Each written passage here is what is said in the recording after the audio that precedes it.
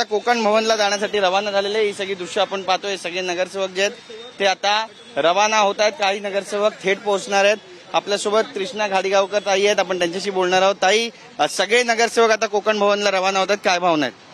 काय नाही, एक आनंदाचा क्षण आहे. कुठेतरी गटनोंदणी आमची होते, ह्याचा एक आनंद वेगळा आहे आणि ठीक आहे ना.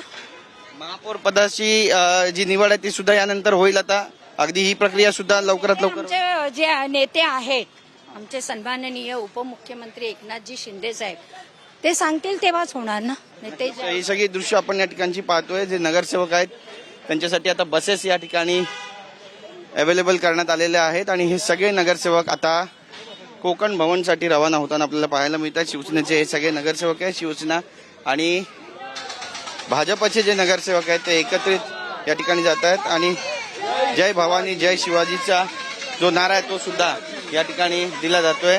संजय घाडीजी, घोषणा या ठिकाणी दिल्या जात आहेत, काय म्हणाल? सगळे नगरसेवक निघाले. सर्व नगरसेवक आनंदात उत्साहात आज आपल्या नोंदणी करण्यासाठी कोकण भवनला निघालेले आहेत.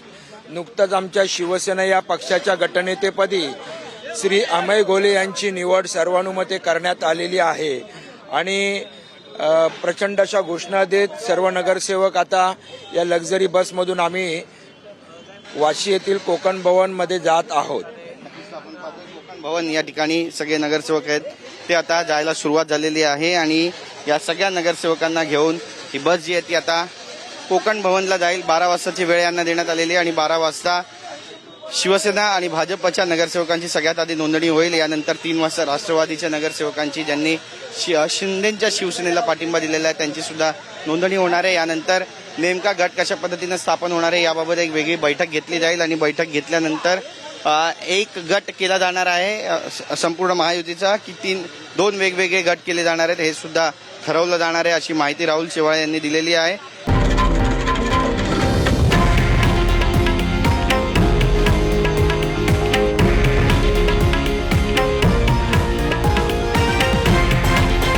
हे आहे देशातील नंबर 1 न्यूज नेटवर्क आणि आपण पाहत आहात TV9 मराठी, एकमेव.